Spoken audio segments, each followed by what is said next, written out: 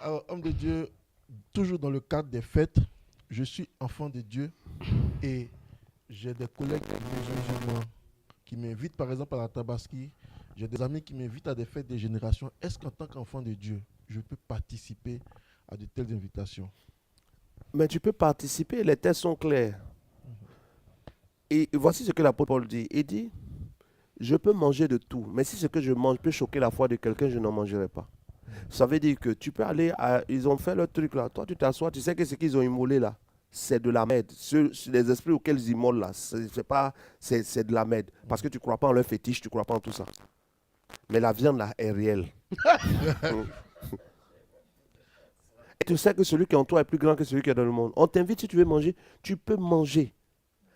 Mais par motif de conscience pour le faible qui te voit manger, qui peut-être va aussi aller dedans et finalement se corrompre, nous évitons. Sinon, ce n'est pas parce qu'aller manger, leur viande là, c'est quelque chose. Il n'y a rien dedans.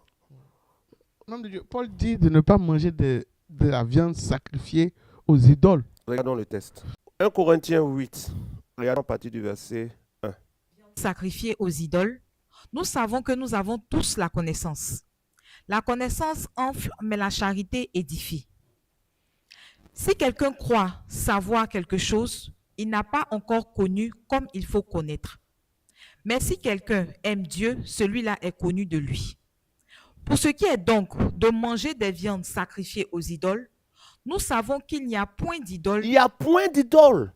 Continue. Dans le monde et qu'il n'y a qu'un seul Dieu. Voilà. Continue.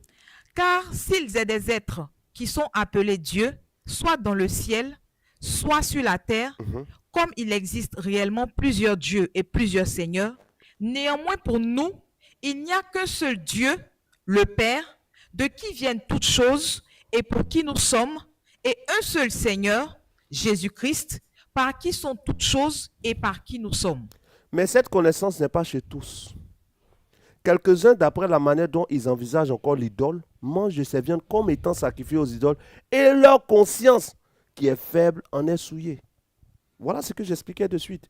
Ce n'est pas un aliment qui nous rapproche de Dieu. Si nous en mangeons, nous n'avons rien de plus. Si nous n'en mangeons pas, nous n'avons rien de moins.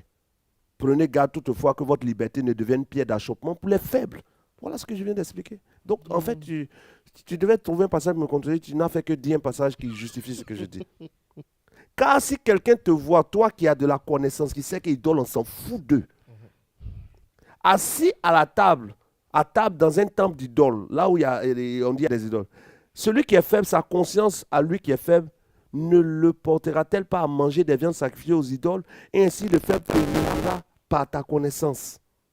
Le frère pour lequel Christ est mort, en péchant de la sorte contre les frères et en blanchissant leur conscience, vous pécherez contre Christ. C'est pourquoi si un aliment scandalise ton frère, ne mange pas de cet aliment. Laisse cette viande à cause de ton frère. Sinon, ce n'est pas manger là, il y a problème dedans. C'est ce que j'ai expliqué.